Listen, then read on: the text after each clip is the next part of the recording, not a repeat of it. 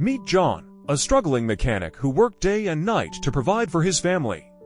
Despite the hardships, John never let his son, Tim, see him falter. One day, Tim stumbled upon an old, dusty car in the garage. "Dad, what's this?" "That, my son, was my dream car. I wanted to restore it, but life got in the way." John and Tim decided to restore the car together, spending countless hours fixing and learning.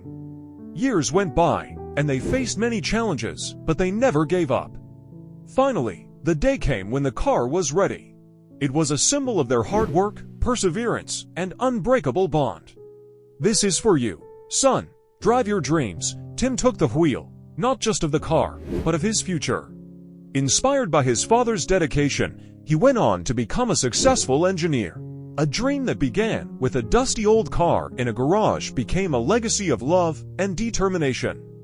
Remember, no dream is too big when fueled by passion and perseverance.